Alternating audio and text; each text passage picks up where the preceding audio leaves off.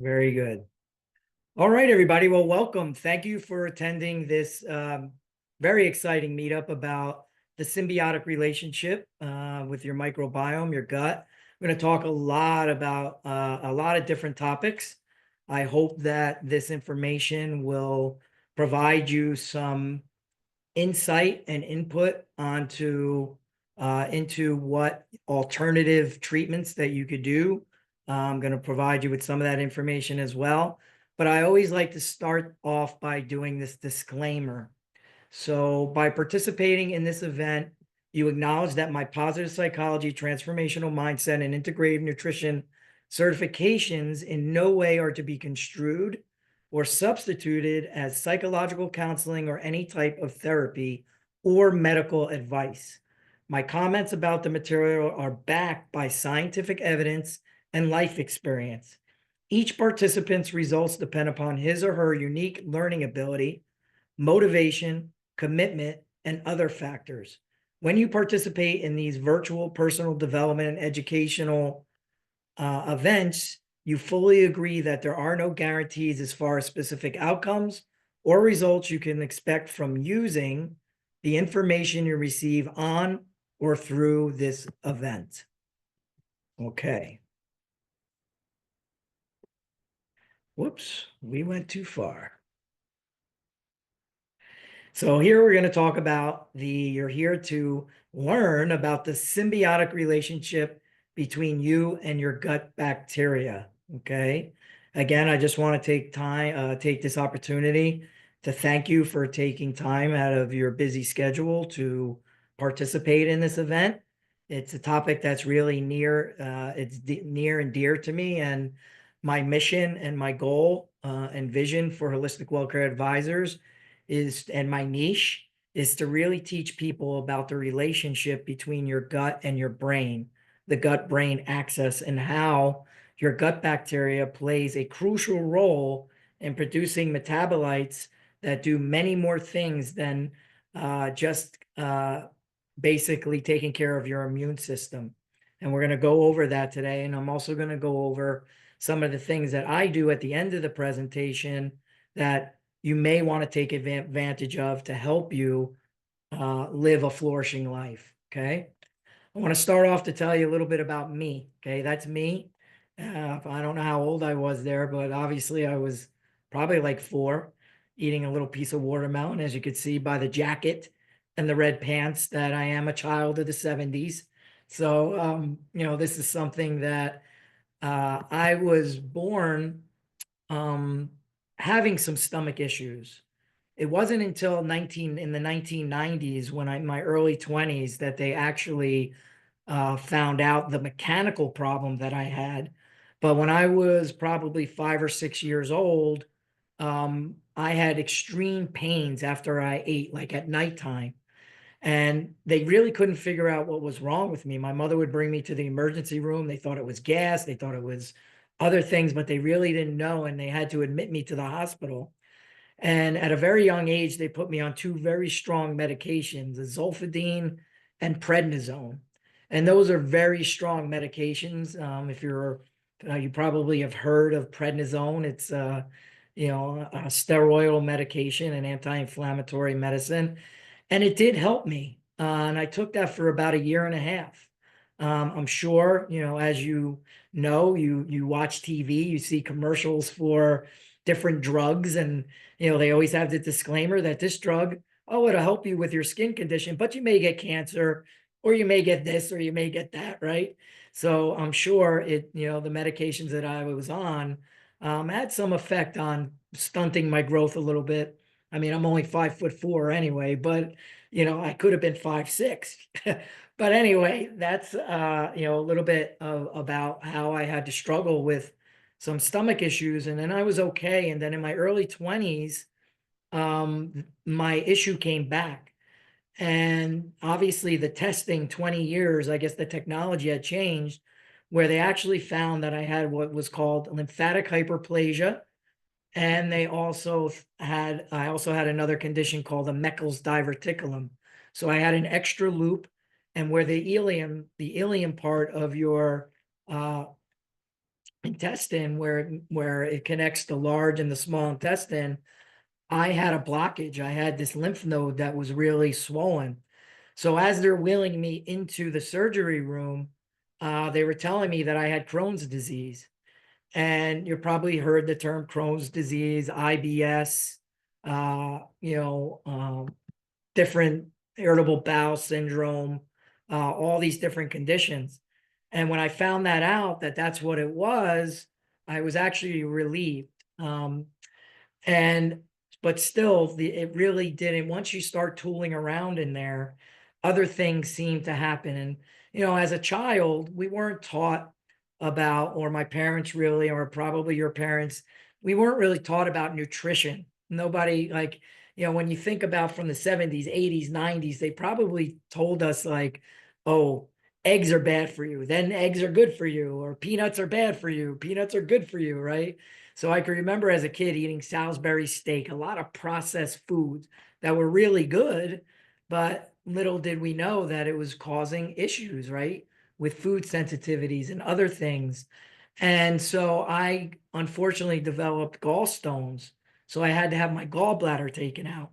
When I had my gallbladder taken out, I started to develop heartburn. Little did I know I was starting to develop conditions such as leaky gut, SIBO, which I'm going to go over, food sensitivities. Things were leaking into my bloodstream that I didn't even know. And at the age of 38, I was going to the gastroenterologist doctors. They were doing endoscopies, they were doing colonoscopies, checking for everything, and just providing me proton pump inhibitors, more drugs, more drugs, more drugs. And at that time, I was having rashes. I was having chronic fatigue. My joints hurt. One thing that I always did was lift weights and work out. I started doing that when I was 11, and I tried to eat somewhat healthy, but I still was eating some processed foods every now and then, having alcohol every now and then. But little did I know, like I was at my wit's end, like, what is going on here? Why do I have these conditions? And the doctors would tell me, oh, you have a reactivation of Epstein-Barr. You have this, you have that. Here's more prednisone. And at the time, the partner that I was with, she's an eating disorder psychologist. She went to a conference on functional medicine. And this was 16 years ago. And she brought home this thick packet on functional medicine. And I think functional medicine was really just starting. And, they had these like comprehensive stool tests, Genova tests that I never heard of. And so I decided I was going to go the holistic route. And I never really believed in the holistic stuff. I was like, this is a bunch of like crap. It's not really going to help me. But I went, and it was a miracle that I did, and it was probably the best thing I ever did, because I found out through comprehensive stool testing that I didn't methylate vitamin B12. I had the gene for celiac.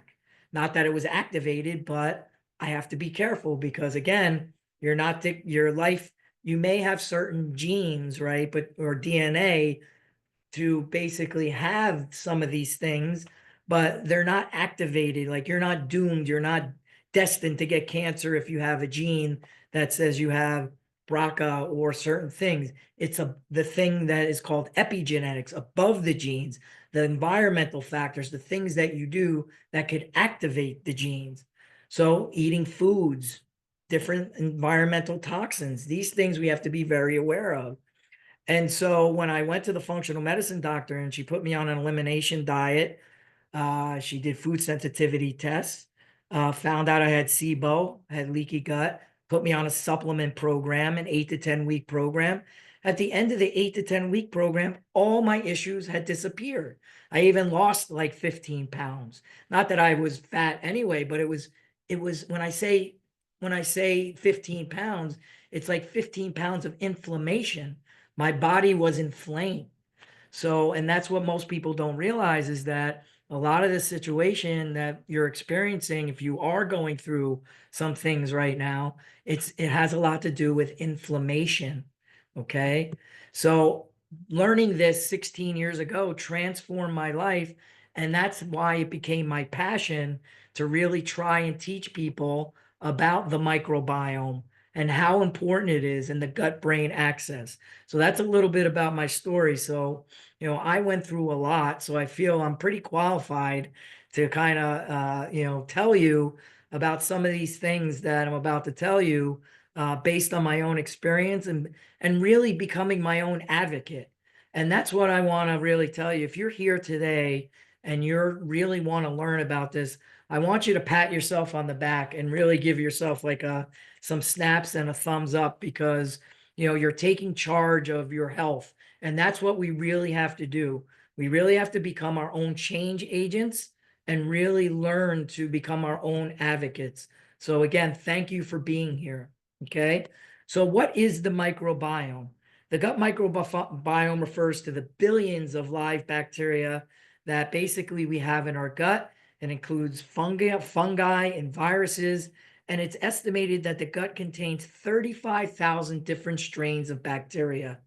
And the majority is found all over. It's in your large intestine, your colon. It could be found in your esophagus, your stomach, your small intestine. Even for women, like I have a test that I do for women. Not supposed to have diversity in the vaginal area.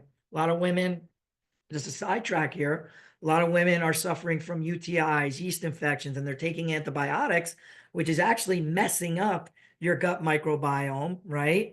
But really, there's tests that you could do to see what your microbiome profile is there as well, because really you're only supposed to have one strain, one particular strain of bacteria there to have a healthy, area there. Okay, just a little side note.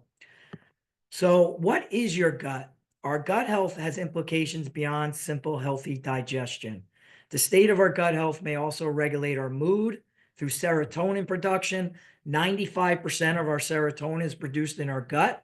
Our immune response, predisposition to weight gain, insulin resistance, a lot of different things. There is a gut brain axis that I'm going to talk about. There's also an HPA axis that I'm going to talk about as well. And it's pretty amazing. The total surface area of our gut is approximately the size of half a badminton court or the size of a small studio apartment. Like, that's incredible if you really think about it.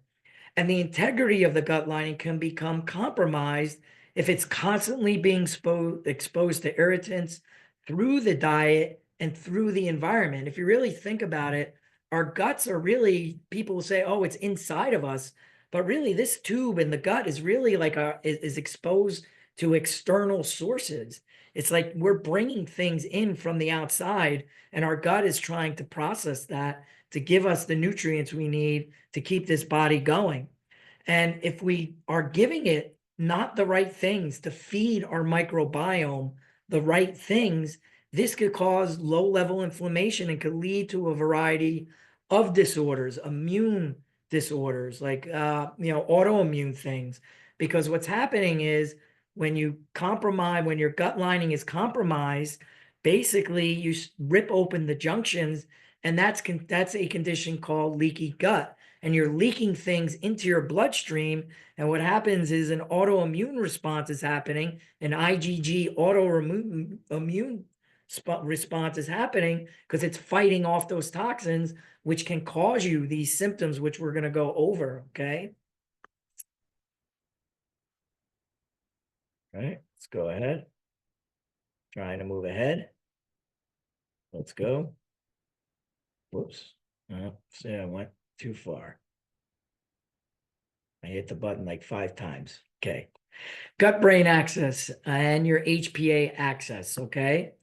Most people probably have never heard of these terms, but the gut brain axis and the HPA axis, they're connected. Okay. And we're going to go over a little bit.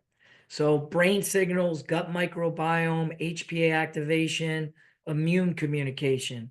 So your gut brain axis, your gut and brain are connected through your vagus nerve. Okay. You have vagus nerves that run down both sides of your neck. Your vagus nerves connect all your major organs. Okay. And what happens is we have this bidirectional communication between the gut and brain through the gut brain axis. And what the microbiome does, it produces these metabolites such as your serotonin, your norepinephrine, your dopamine, through these different things called that make up your HPA axis. Your HPA axis is connected to your enteric nervous system. The gut is your enteric nervous system. You might have heard that the gut is considered the second brain, which it is. Okay. So with all these things connected with your hypothalamus, your pituitary glands, your adrenal glands make up your HPA axis and produce these chemicals like your cortisol production, your stress hormones, and all these things are produced via this communication between the HPA axis and your enteric nervous system. And these trillions of microorganisms produce these neurotransmitters and metabolites that directly impact brain function and your HPA axis regulation. The gut microbiome influences immune cells that communicate with the brain, affecting inflammation and stress responses throughout the body. So, you have to think of it as if your gut is off, your brain is off, and vice versa. So when we're talking about like eating properly, eating the right foods, one of the things that I'm a big, strong proponent of is the term test, don't ingest. So a lot of people, we see things on TikTok, we see things on social media about, oh, I should take this probiotic. Oh, I should take these different things that are going to help me. And you really have to be careful with that because you may be taking things that you don't even need. A lot of people are spending $80 a month on supplements, but they never tested their microbiome to see what strains they actually may have too much of or strains that they may have too little of. So you may be wasting your money taking things that you don't even really need. So it's really important if you really want a return on investment, why not take a micro macronutrient test to see if you're deficient in vitamin B12 or minerals or vitamin D, right? That's important. Or doing a microbiome test to see what's going on there, right? To see if you have leaky gut, SIBO, parasites, get your microbiome profile. Because again, if you're missing things, this can have a direct impact on your mood, your behavior, your stress response, and a whole host of other things. Okay.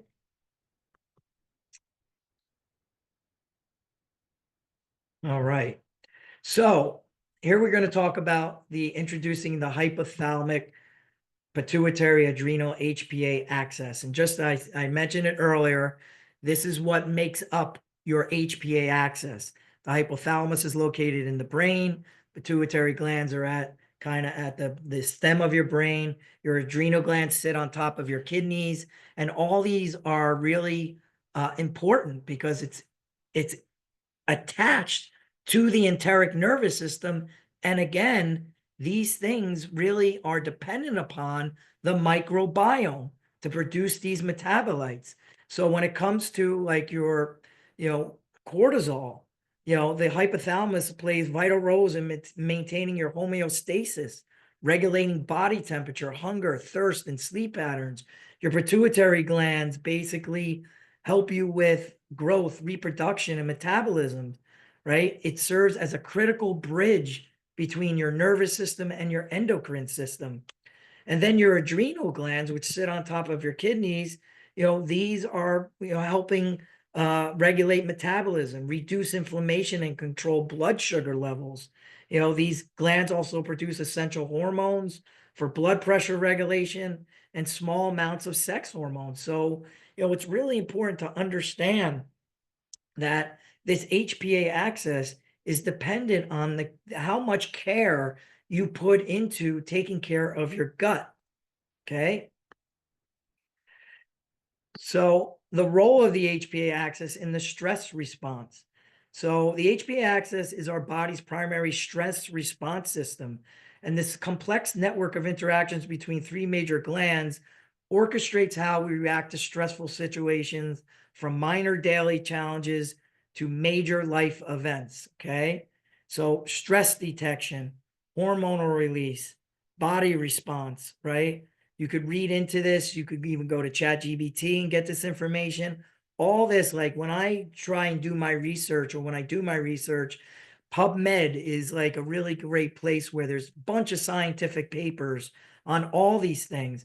If you were to look up the microbiome on PubMed, you'd probably get like 10,000 articles on different studies that have been done on the microbiome. So again, if you are your own advocate, it's imperative that you do this research before you go to doctors. You really want to question your doctors. And there's nothing wrong with the traditional medicinal system. We do need it, but the traditional medicine system and the holistic, the functional medicine system needs to play nicely in the sandbox.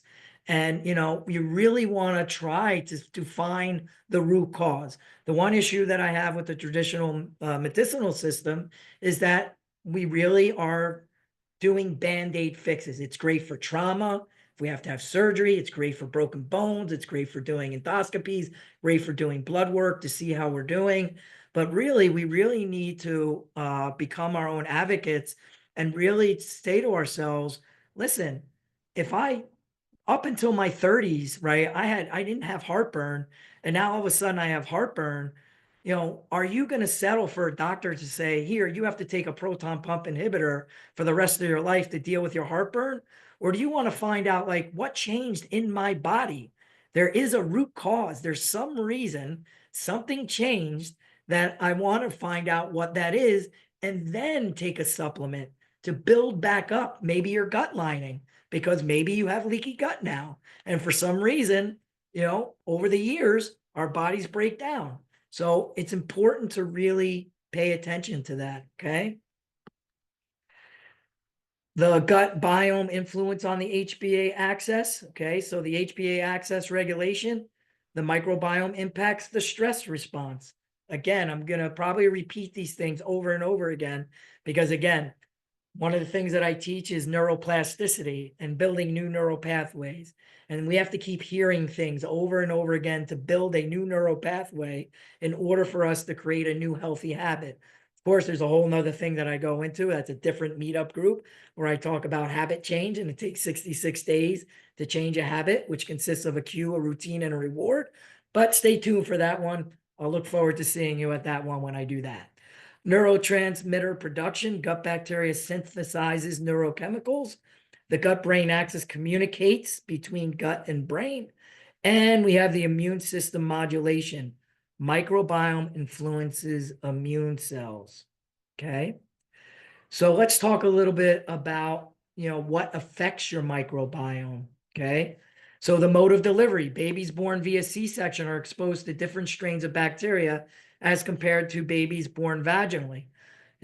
Now they're doing things where they'll actually take a swab from the mother's vaginal canal and just put it in the baby's mouth if a C-section is needed. And, obviously we have to have C-sections. Sometimes that baby's too big. We have to have C-sections. So, but it's important to get that strains of that bacteria from the mother. The other thing is like interesting breast milk microbiota can be vary widely depending on the mother's health, BMI, antibiotic use, and diet, right? So a mom needs to really be paying attention to what she's eating prior to getting pregnant. For me, like I eat foods that I don't look at the way that I eat as a diet. I look at it that I need to feed a partner of mine, right? Like with a woman who's pregnant with a baby, she's taking certain vitamins, she's eating for the baby, she's also eating for herself. Well, as an advocate for yourself, you have to realize that you're not just eating for you, you're eating for the microbiome, this bacteria that takes care of all these different functions in order for your gut and your brain to be healthy. So you kind of have to really start thinking about the impact on that. Okay. Diet during adulthood has a big influence on that. Okay. Antibiotics, we already know antibiotics can kill your microbiome. They suggest that you take an antibiotic while you're actually, taking take a probiotic while you're taking an antibiotic, eating certain foods. Age, it takes up to 3 years for toddlers to colonize their gut microbiome. similarly to that of an adult. So microbial diversity may also decrease after age 75. So it's important, again, if you've never had a test to see what your microbiome diversity is, I would highly recommend that. Stress, even brief periods of stress have been shown to alter the gut microbiota. Makes perfect sense if the gut and the brain are connected and your HPA axis is connected to your enteric nervous system, which is your second brain. Okay. So what are things that we can support your gut microbiome? Now, this is where I like to really talk about these things because there seems to be a misconception that people say, oh, you should take a probiotic to support your gut microbiome. Yes, if you are missing strains after a test and you want to supplement with a probiotic, yes, that is important. But the key here is prebiotics. Your microbiome likes fiber. It likes certain foods that are going to, feed your microbiome to feed the healthy microbiome. And you do have bad ones too, but in order to feed your good ones, you want to make sure that they outnumber the bad. So when, like for me, I don't take a probiotic. I eat a lot of prebiotic foods. I eat a lot of organic foods, a lot of fiber. If you saw what I eat, I'm a concoction person. So I'll take some protein. I'll take sweet potatoes and, I'll make a concoction of asparagus, Brussels sprouts, string beans. I'll mix it all together. I'll take a tablespoon of flaxseed, tablespoon of chai seeds, put that in, put some blueberries, right? Some nutritional yeast to support your gut microbiome. So you really want to start paying attention to the foods that you eat to really support your gut microbiome. The benefits are reduced risk of obesity and overweight, becoming overweight. You also increase the immune function. You want to support production of short chain fatty acids, which really help with your gut lining, which increase absorption of calcium and help reduce oxidative stress. And you want to support your hunger, right? And may support also a healthy BMI. Okay. So very important. On the flip side of that, we want to talk about the probiotics. Yes. So bacteria consumed through diet support gut health. The common strains include bifidobacterium and lactobacillus. And some of the food sources are kefir, tempeh, kimchi, yogurt. There's other things that you could Google or use ChatGPT. The benefits are reduced risk of depression, increased feelings of happiness, reduced circulating cortisol, the stress hormone. Again, see why the HPA axis is connected to your enteric nervous system. I'm repeating that again because that is your gut, your second brain. And you have reduced feelings of anxiety and you support healthy aging. Okay. So let's talk about leaky gut, what it is and why it matters. So leaky gut is also known as increased intestinal permeability. It's a condition where the lining of your intestine becomes damaged, allowing undigested food particles, toxins, and bacteria to leak through the gut wall and enter the bloodstream. And this could lead to a lot of autoimmune issues, a lot of inflammation. People are going to the doctor not knowing that they have leaky gut. They think they have arthritis or they have like rashes, and they think that they have eczema and they think they have like other things that are being treated by these drugs without realizing that it could be their gut all along because they're having this inflammatory response, this IgA sensitivity that's causing them to have these conditions. So, leaky gut can cause like a lot of problems. It causes like, leaky gut can be caused because of your diet, because of stress, medications, and more. Poor diet, chronic stress. You don't want to eat a diet high in processed foods. I told you with me growing up, like, I loved, the cereals like Fruit Loops and Lucky Charms and Salisbury steak and all the things the frozen dinners. I mean, they were awesome, but that stuff just killed my gut, right? Sugar, Sugar, a lot of people have misconceptions of sugar. I have sugar there twice, probably because I really want to stress sugar. But sugar, your brain needs sugar, okay, in order for it to function. Thing with sugar is you don't want to have too much of it. And if you do have it, you want to get up and do something. You don't want to like eat cookies before you go to bed or have Skittles. That's not good.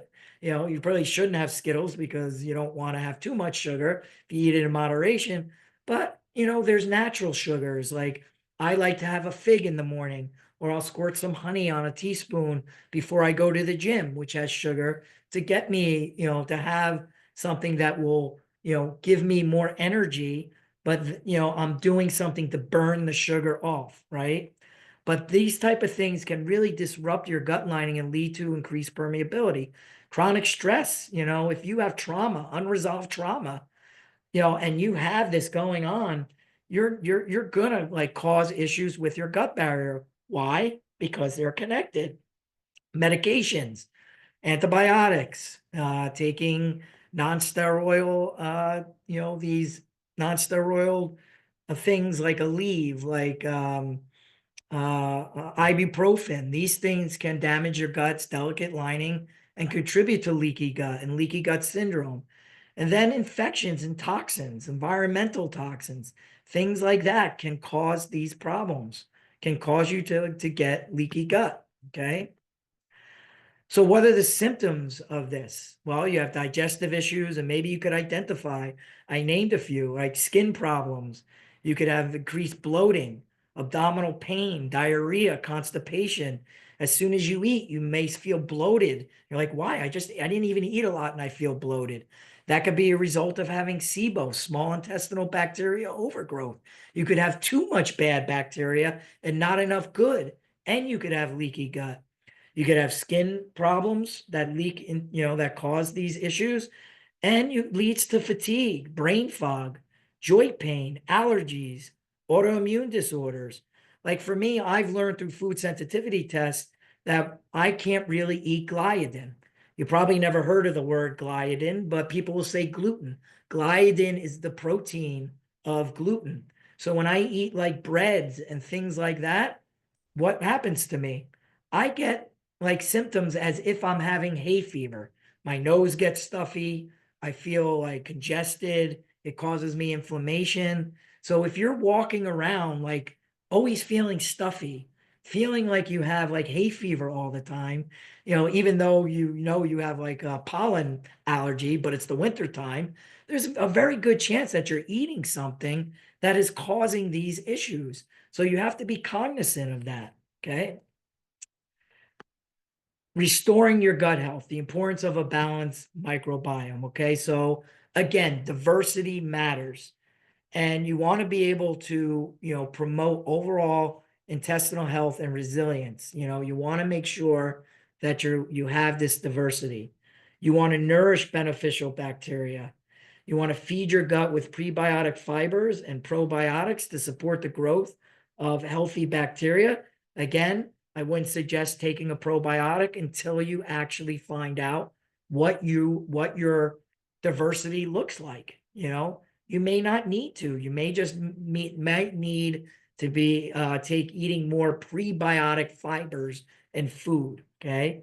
You want to minimize disruptions, avoid factors like antibiotics, stress, processed foods. Again, this impacts your gut system, ecosystem, and your lifestyle. Very important. Sleep is very important. When you're sleeping, you have your parasympathetic and your sympathetic nervous system, your autonomic nervous system.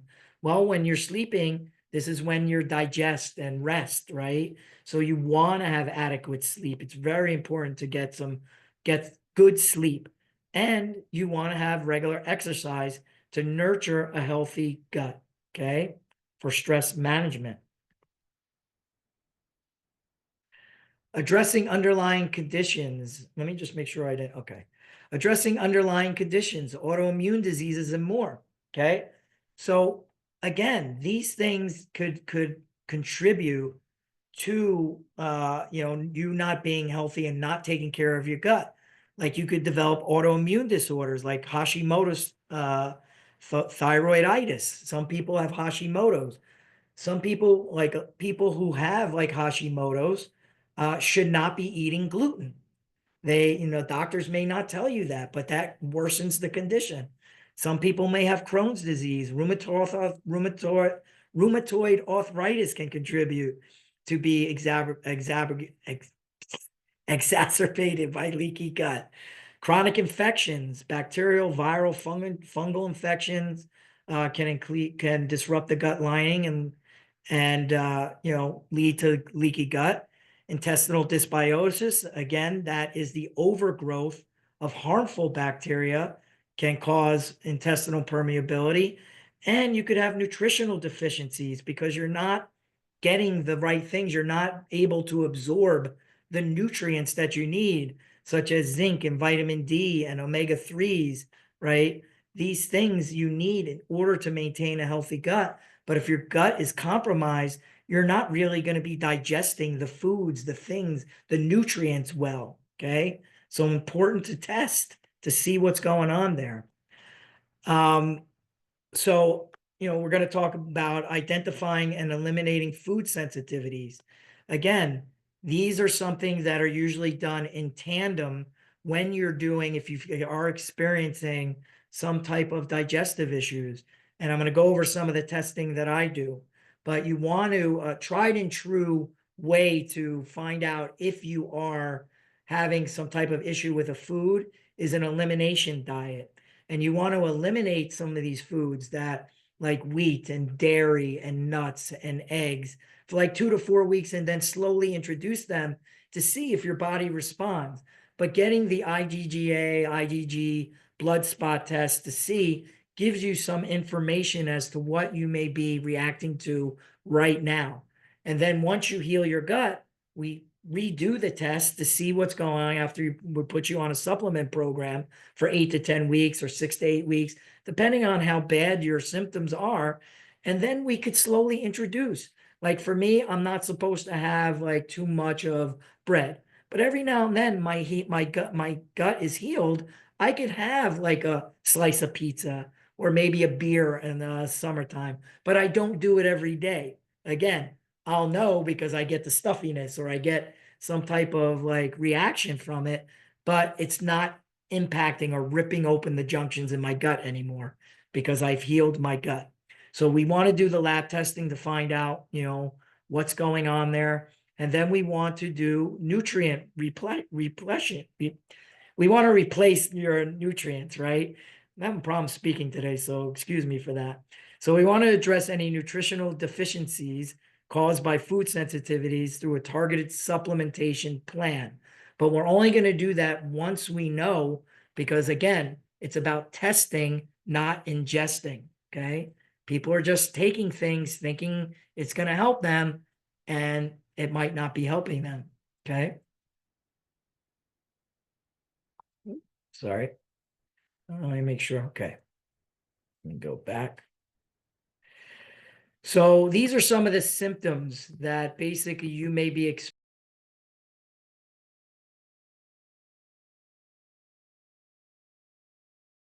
Let me unmute myself. Okay. Can you hear me, Angela? Thumbs up. You can hear me? Angela? Okay, good. So food sensitivity symptoms, leaky gut, food sensitivity, or both. Again, some of these things come in tandem, like you really want to check for both.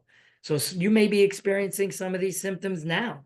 You might be experiencing gas, bloating, fever, fatigue, rashes, nausea, joint pain, abdominal pain, diarrhea, constipation, headaches, brain fog, bronchitis, muscle stiffness. There's so many things that mimic, again, these autoimmune diseases things. And you're going to the traditional doctor thinking that, this rash is caused by something else. And it's not your fault. You just were never educated. That's why I'm so glad that you're here, because now you have another thing to like really look at and know that these tests are out there for you to like see like, whoa, maybe I really don't need to be taking this medication. Maybe this is coming from something else, from my gut, and I could heal that. And these other symptoms will go away. People who are like on these GLP-1s, right? I've had some clients that basically are on these GLP-1s because they want to lose weight. They've been on it for 6 months and they haven't lost any weight. And they come to me and I'm like, they're like, I don't understand it. I see all these people dropping pounds like crazy. And I've tried 2 different ones and I'm not losing any weight. I said, well, have you ever had your gut tested? And they're like, no. So then they get their gut tested and they realize, wow, their microbiome profile is totally off. And they have other things like leaky gut and SIBO. They start doing elimination diet. They do the food sensitivity test. They realize that they have just a lot of inflammation. And then with 8 to 10 weeks being on a supplement program, once they start taking the supplements while doing the GLP-1s, all of a sudden now the weight starts to come off. So it's just amazing, like how much, like how important it is for your gut to be really, for you to really know what's going on inside your gut. Okay. So you have a choice and you have options here. You can continue doing what you're doing and go down the downward spiral, right? Where hopefully you're not going to like wind up with fear, grief, depression, feeling powerlessness, feeling like a victim. And that's kind of where I was 16 years ago. I'll really be honest with you. And I had all these other symptoms. I had worry. I had doubt. My stomach hurt me. I was tired. I felt like crap because I didn't know that the gut and brain were connected. And if my gut was off, my brain was off and I wasn't producing the right neurotransmitters in order for me to be healthy. So I had to make a decision. What do I want to do? And I took ownership and I took responsibility and I went and got the help that I needed. And what happened? I started going up the upward spiral of contentment, of optimism, of having a healthy gut, not rushing to the bathroom all the time, having normal stools and normal bowel movements and not having pain, being able, having more energy, feeling happy and optimistic, being grateful, right, for what I have in my life. So this are your options, okay? If you're feeling where you are. Now, I want to go into some of the testing. I think it's important for you to be educated on this. So what I use as a practitioner is a company called Vibrant Wellness, and they have what's called a gut zoomer.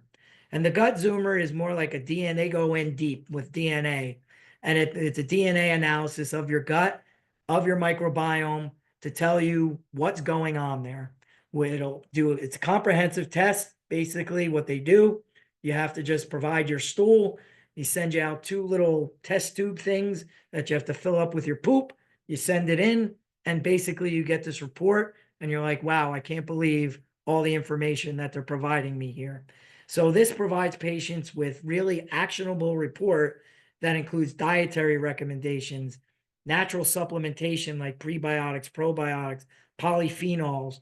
When I do testing on people, I get an hour consultation with the Vibrant American people who are doctors, and then we go over the report and we say, okay, this is what this person needs. This is the recommendations that they should have. Because again, when I'm working with clients, some people are coming to me and they're taking medications, right? You have to be very careful when people are taking medications, and you have to understand, that's why I'm a big test, don't ingest person, that if you start taking certain things like DGL licorice or things that you think that you read or that you've heard that you should take to heal your gut, some of these supplements are just as powerful as medications. So I need to like work with functional medicine doctor or pharmacists who know like this particular supplement that you need to help heal your gut isn't going to interact with a medication that you're taking. So you really need to be cognizant of that, to not just start taking something because these things have, reactions. They could have a negative impact and cause a problem. Okay. So this is something give you an example of what the testing looked like. I actually put 2 different tests that I work with. One is called a wheat zoomer and one is the gut zoomer.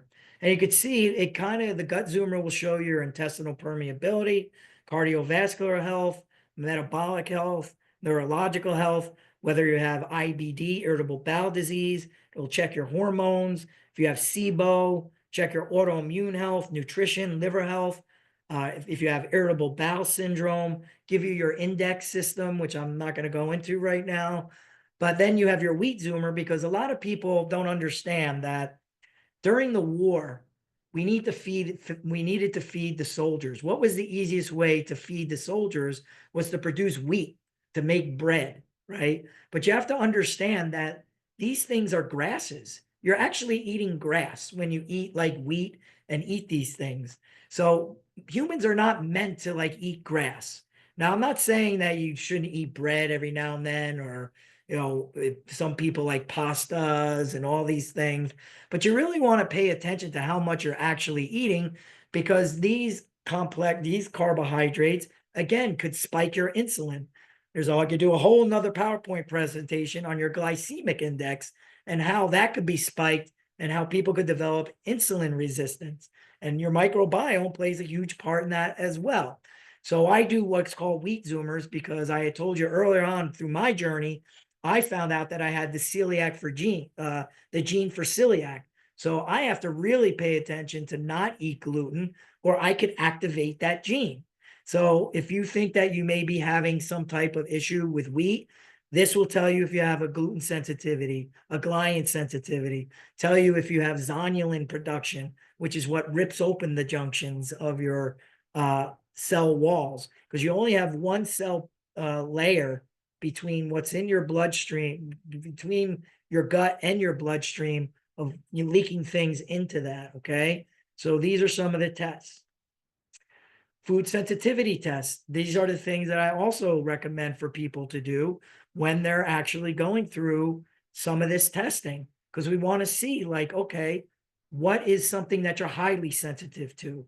And in the red, you could see in the sample report, this person is really sensitive to buffalo milk, buttermilk, cheddar, kefir. So this person should really should stay away from dairy, right? It's not good for them. They also do food additives, right?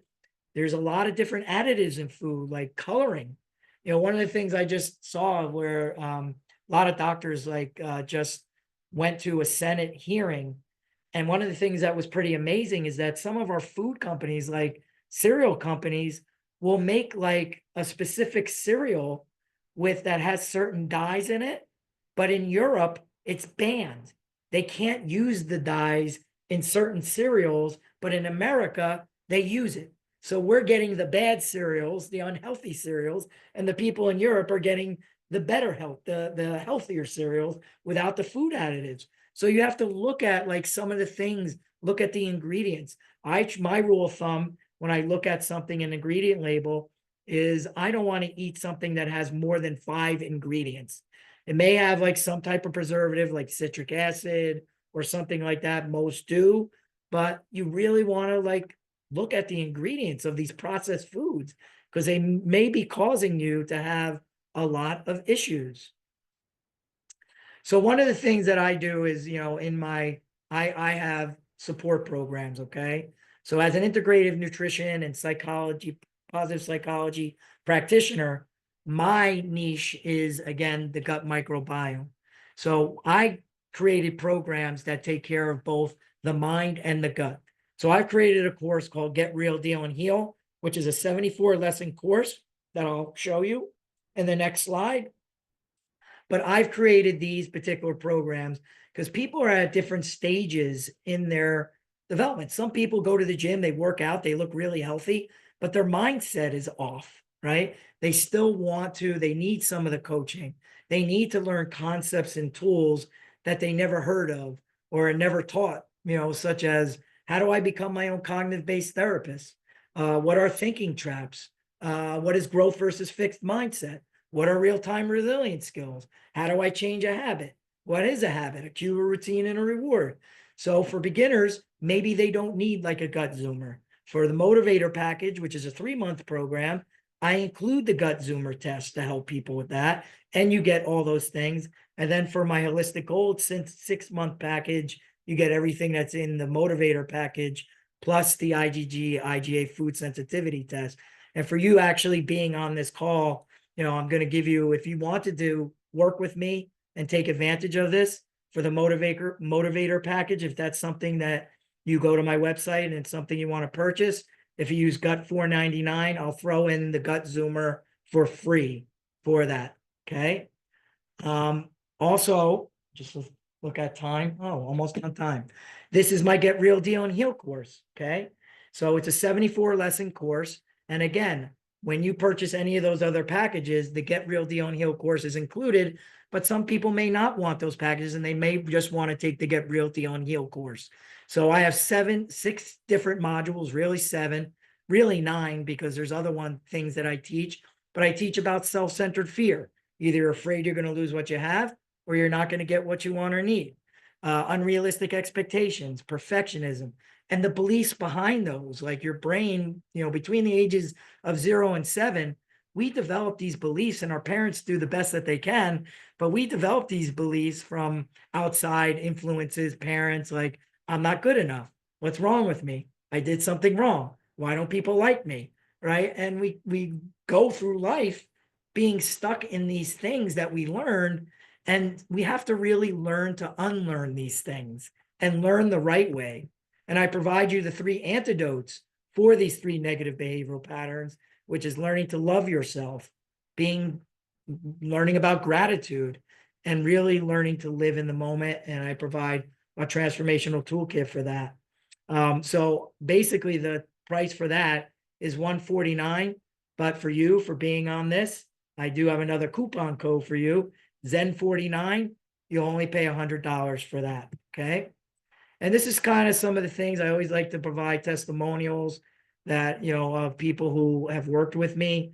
And I always stand by everything that I do.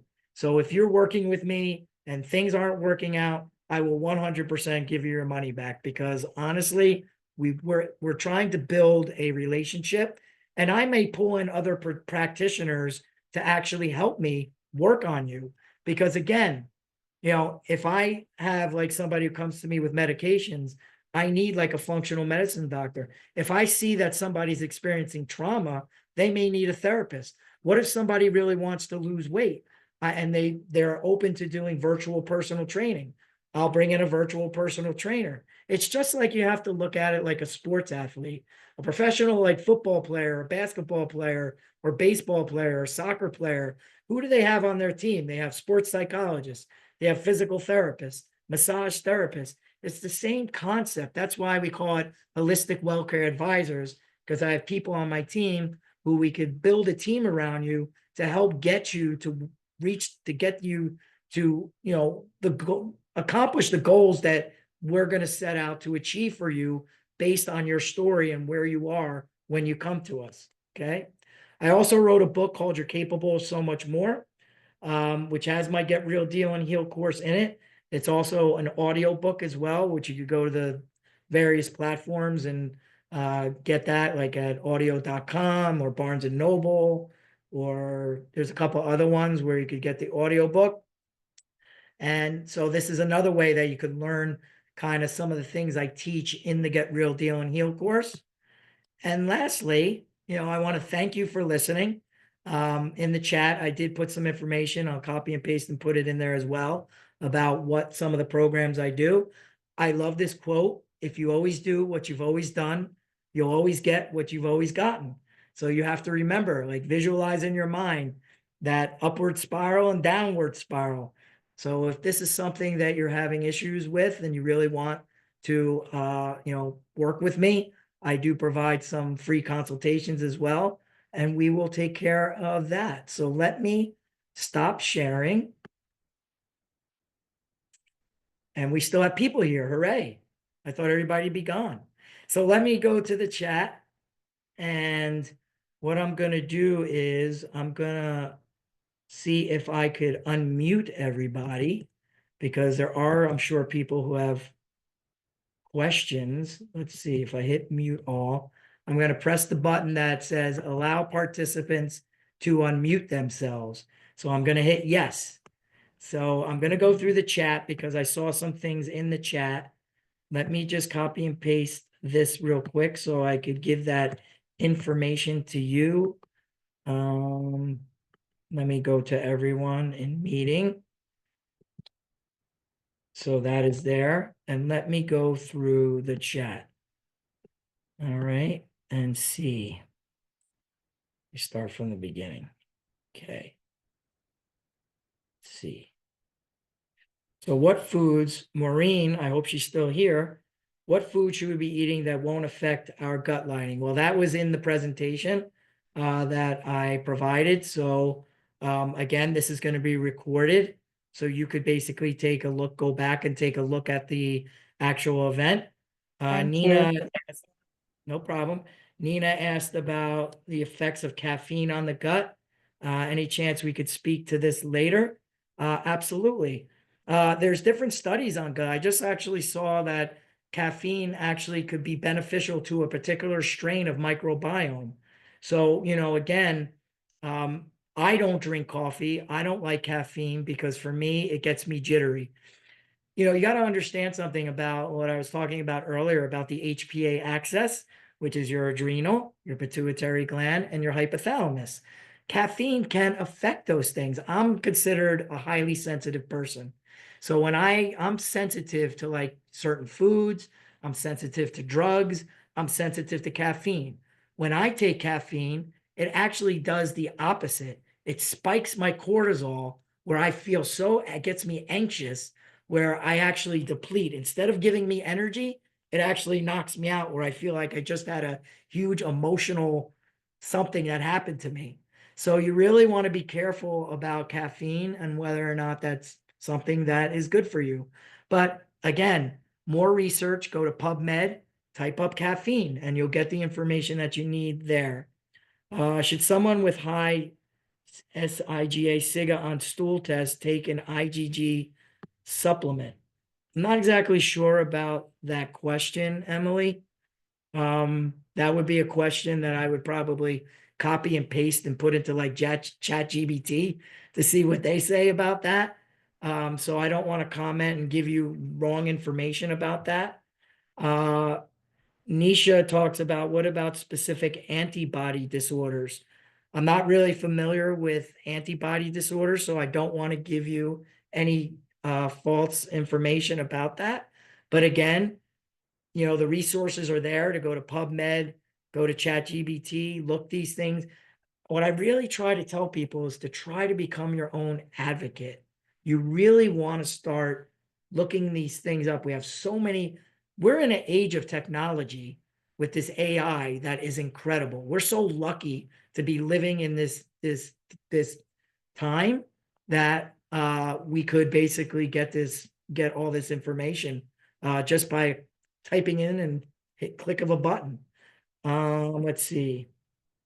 Lisa, you don't suggest taking a probiotic until you have been tested and know you need it. Why? What would be a negative result of taking probiotics that you don't need? Well, if you're feeding yourself more probiotics, you're really, number one, just wasting your money because you could just be crapping them out. Two, you could give yourself an abundance of good bacteria, which could cause a condition called SIBO, small intestinal bacteria overgrowth, right? So I did it to myself where I was taking probiotics thinking I was doing the right thing. And I gave myself SIBO.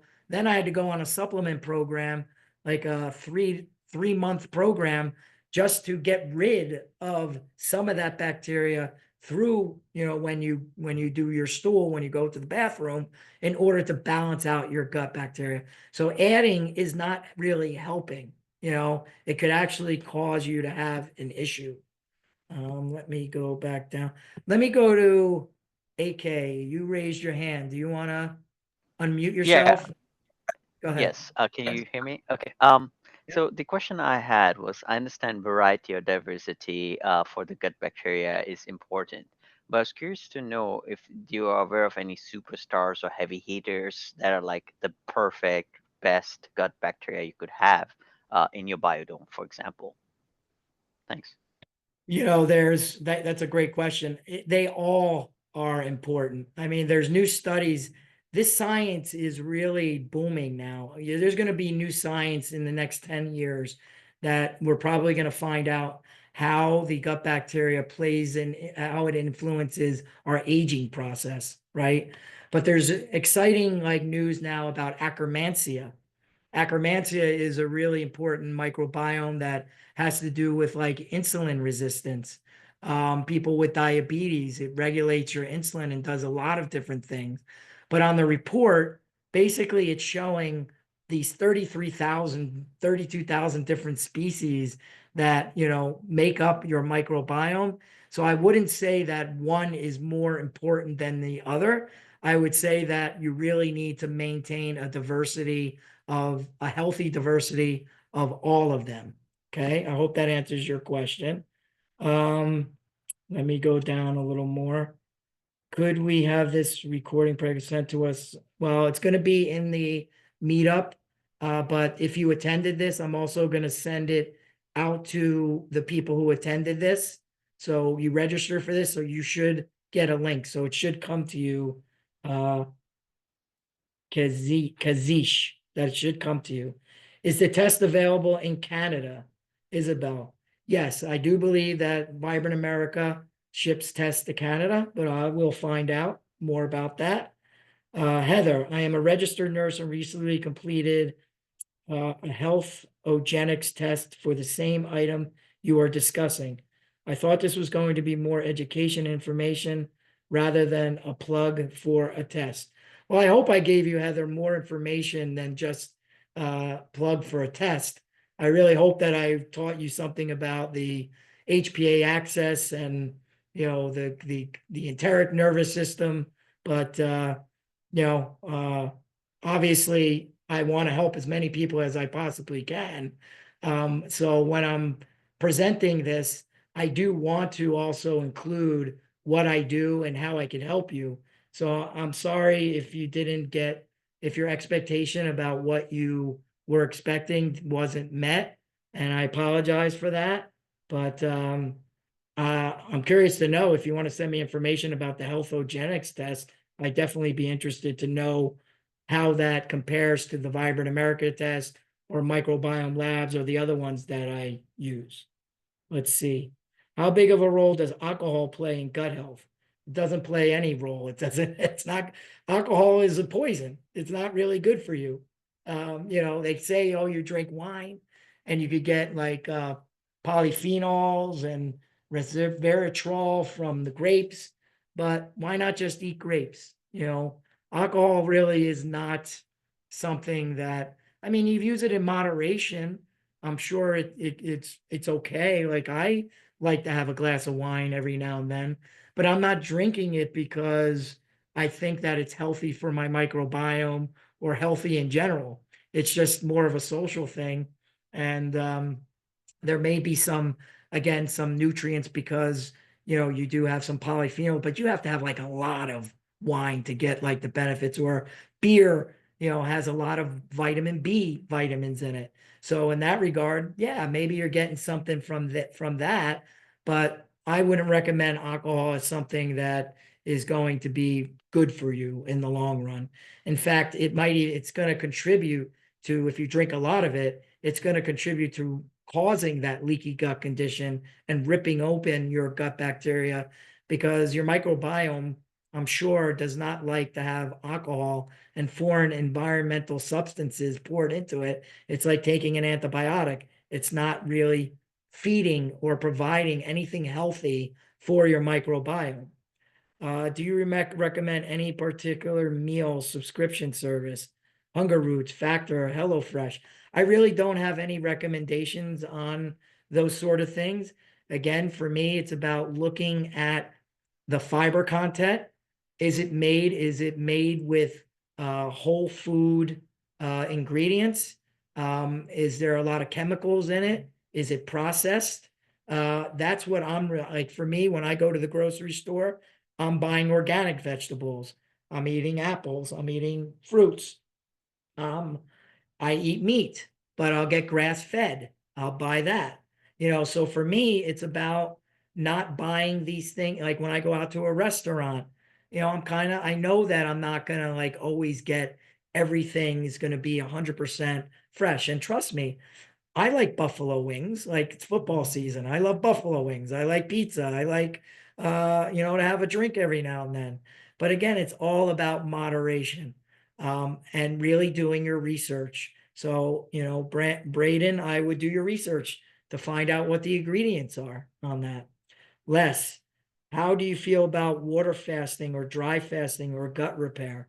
Well, I think there is something to be said for gut water fasting and doing like like a detox and things like that. I think they're beneficial. I think you should actually be doing it with someone who knows what they're doing. I don't think it's something that you should just say, oh, I'm going to go on a 40-day water fast and do it by yourself, because you may deplete yourself of, potassium and sodium and magnesium and things of that nature. So again, it's about, like, there's so many resources on YouTube, on the social media, podcasts, that you could basically listen to that will give you the information you need to do something safe. My recommendation would be to do it with a coach. That would be my recommendation. Also, what about eating raw tripe for gut health? The type they give to pets. I have no idea. I think that's probably really, I think tripe is really smelly and nasty. I wouldn't know anything about tripe, so I can't give you any information about that. Any knowledge, Emily, any knowledge on subtle toxicity of nightshades?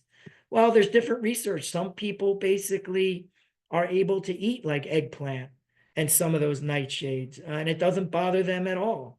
I think it really all depends upon your chemistry, and that's why those food sensitivity tests are really good to do. I like to know what I can eat, so I like to have the information. Again, I'm a big test, don't ingest person. And for me, it's really important to know that information. So in order to know that information, you have to do some testing. Some people are okay with nightshades. I'm not one of these people that says that you shouldn't eat this or should eat this. You really have to do your own, a tried and true uh, food sensitivity test is an elimination diet, like I had presented in the PowerPoint. You eliminate a food for 2 to 4 weeks, and then you slowly introduce it again. And then you see how your body responds to it. And if your body's okay, then it's probably okay for you to eat. Okay. Um, what are your thoughts on eating less, especially at night, and borderline little hungry versus being full? Also, your thoughts on drinking more water and being vegetarian. Water is very important. Obviously, I think being hydrated is very important. In the morning, make sure that I hydrate myself with a little packet. I use Dr. Berg's. It's like a little packet that I pour in my water, because while you're sleeping, you're sweating. You could become dehydrated. It's very important to drink. At nighttime, you really want to give your body time to digest, because you're going to have better sleep. So I would recommend trying to not eat after 7 p.m. Try to eat your meals. If you're, obviously nobody's perfect. Like when I work out and I work out really hard and I don't eat enough during the day, I might have to, like, before I go to bed at 9, drink a protein shake just to help me get through. Some of the hacks are, like, if that'll help you with not being hungry, is to eat fat. So maybe having some walnuts, right? Something that has fat in it will actually trick your body into thinking that you're full. So at nighttime before 7 or whatever, maybe you make yourself a little, for dessert, a mix of, I have these little 100% cacao chips that have no sugar in them. And I take walnuts and I mix that in. And maybe I'll put some blueberries. I'll sprinkle some pumpkin. I'll put pumpkin on it from a can. And then I'll put cinnamon on it. And I'll eat that before I go to bed. And the walnuts is what kind of really helps, make you not hungry, because it tricks your body into thinking that you're full. So I would recommend just trying to not eat after 7 p.m. Aaron, I find people in the pharmacy really helpful for nutrition info. Great. Have you discovered a link between menopause and gut health challenges? Well, Robin, there's definitely a lot of research on that.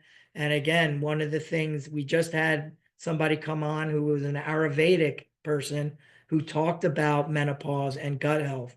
So you might want to look at the past events. It just was like 2 weeks ago. The recording is in there, and you could read everything about perimenopause and menopause, and it'll basically tell you you get a lot of information in there. Again, I had mentioned earlier about I do a test through Microbiome Labs that will help determine what microbiome you have in your vaginal area. You're not supposed to have diversity there. You're supposed to have certain bacteria, a certain strain, and that I'm sure has an impact on menopause. So vaginal health is very important. What brand of cocoa chips? I get it at Whole Foods.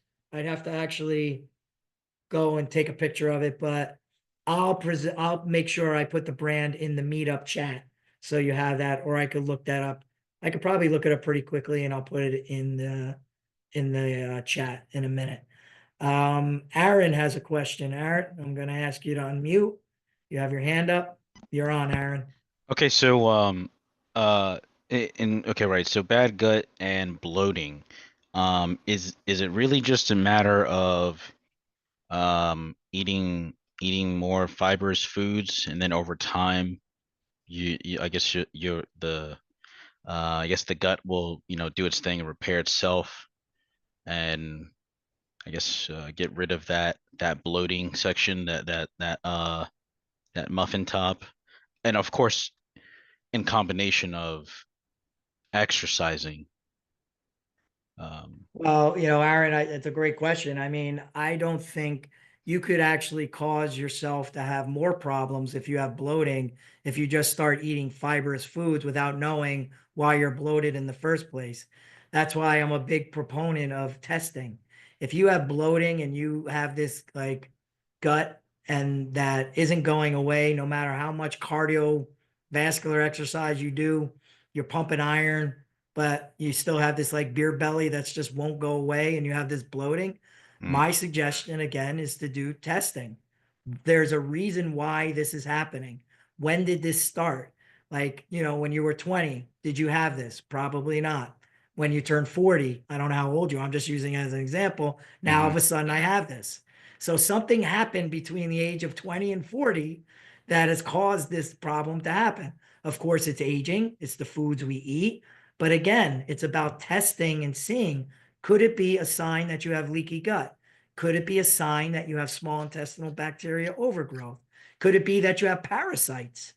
And if you don't like really do the testing and you just like start eating things or taking probiotics, thinking you think that that's what the answer is to cure your problem, you're going to make your situation worse. Does that answer so your question? uh yes. So what was the company that does the testing again? Well, you would, as a practitioner, you would have to go through someone like me, and the company is called Vibrant America. Like these tests are not the tests that you find on like the internet, like Viome. Like they have different gut tests what they're trying to do is to sell supplements. So these tests are just going to give you your microbiome profile, but they're not going to tell you if you have SIBO. They're not going to tell you if you have leaky gut. Not going to tell you if you have parasites, right? These things, Hmm. like you need to go to like a practitioner, someone like me, or you need to go to a functional medicine doctor in order to get these tests, in order to find out exactly what's going on. Cool. Thanks. All right, no problem. Let's go back to AK. So we'll ask you to unmute. Yeah, thanks.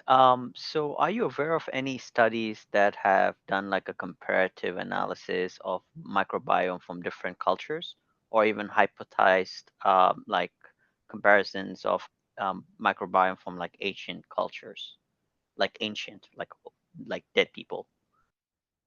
No, I'm unaware of any of those. I'm sure there has to be research. Again, you could go to PubMed, you could ask ChatGPT. I mean, it's so bio individual, right? I don't know if you've even heard like what's so amazing is the technology that they have today.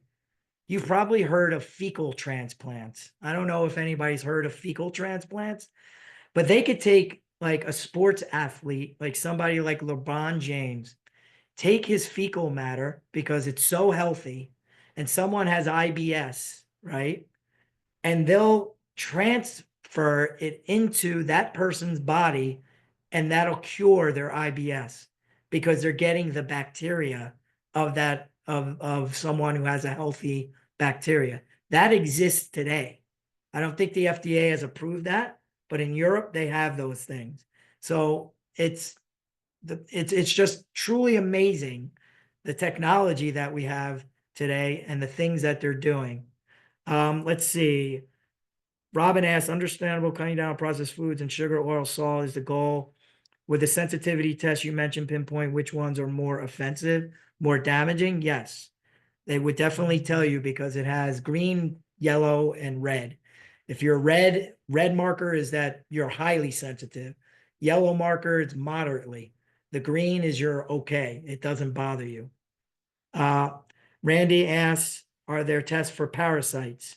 Yes. Well, the Vibrant America test basically tests for parasites. So when you do the Vibrant America test, it tests for SIBO, leaky gut, parasites. Like I had one person who did one recently. I mentioned about the GLP-1. He wasn't having any luck with it, wasn't losing any weight. We did the testing. He had all three: leaky gut, SIBO, and parasites. Now he's on a 8 to 10 week supplement program. Now he's starting to lose the weight. And then we're going to retest after 8 to 10 weeks. Now, listen, some of these cases are real. Like it took me, when I had to heal my gut, it took me 6 to 12 months to heal my gut. Depending on how bad it is, you might have to take a supplement program for 6 months before when you retest, because after you do it, you want to retest again and you want to see, okay, how much progress have I made? And the nice thing about these tests is it'll actually record each time you take the test and show you like the different scores so you could see the progress you're making, and it's adjusting. What else? Can I don't know the answer to that particular question. Can enemas cause SIBO, small intestinal bacteria overgrowth? I think it may cause a problem with your colon. You know, if you're doing enemas all the time, you might be wiping out your microbiome, because again, you have microbiome all the way from inside your mouth all the way down to your anus. Okay. If you don't have any gut symptoms, do we still need tests or assume you're in good shape from the gut perspective? Well, I don't know. I mean, if you're not having any gut symptoms at all whatsoever, and you feel like you're okay mentally and emotionally, maybe you're doing okay. But what if you're basically having a lot of worry? What if you're having a lot of anxiety and you don't know why you're having a lot of anxiety, a lot of worry, and there's nothing bad going on in your life? And then you go to a therapist and they put you on a SSRI. And you're like, why do I need an SSRI? What's going on? I don't understand what's happening, right? So again, when we went through the presentation, there may be something off with your microbiome because, right, your HPA axis, which is your pituitary, your hypothalamus, your adrenal glands, are connected to your enteric nervous system, which is your second brain. So your microbiome, if it's not producing, you don't have the right microbiome there, or enough diversity, or good diversity. Just because you don't have good diversity doesn't mean you're going to have pain. Your gut could feel fine, but your gut could still be off. And therefore, you're not producing the right amount of serotonin. You're not producing the right amount of neurotransmitters, right? So your gut could be, you think that everything is good, but again, the gut and brain are connected. So I want people to be able to investigate and understand that if they are having some issues, that they really need to think about, is something going on with my gut that is affecting my brain and my mental well-being? Okay. Let's go to Surupa. I hope I pronounced your name right. Yes, you did. All right. This may sound like a silly question, but what if you are taking medication that your doctors told you to take and that's messing up your gut health? Like, is that possible? And if so, does the testing show for that? Well, the testing is not going to show you that, oh, this medication is causing more problems. But what it's going to show you is that your diversity is off. It's going to show you that the medicine may be causing you to have leaky gut and SIBO. You remember, you're just like me. I'm on TV, and during the Super Bowl or during like these different things, commercials, I'm saying, oh, take like this drug because it's going to get rid of your eczema. But, here's the disclaimer. It may cause you to have fever. It may cause you to have joint pain. It may cause you to have this. It may cause you to have that. Right. Yeah. So, yes, there's a very good chance that these medications are causing like these side effects, these unwanted side effects, and also hurting your gut in the process as well. And it could be the thing that you may be taking the medicine for may be an autoimmune, some type of autoimmune thing that is causing these symptoms that you're having because your body's inflamed, because you're leaking things into your bloodstream, which is causing your body to be inflamed and causing an autoimmune response. So wouldn't it be nice to know by actually doing these tests to see if your gut is off? And if you go on like a supplement program to heal your gut, there may be a very good possibility that you don't need to take that medication because you solved your problem. Does that make sense? It does. And I guess once we would get the results back, it's not like it would definitely say, oh, it's this drug is what's causing it, but you're saying it's basically like it'll give us pieces of the puzzle so that we can try to solve it, kind of. Yes, it's a diagnostic tool that most people don't know about that will tell you like, okay, you know, my diversity is off. I have leaky gut. I have these other things that are I don't have enough butyrate. So therefore I'm having IBS.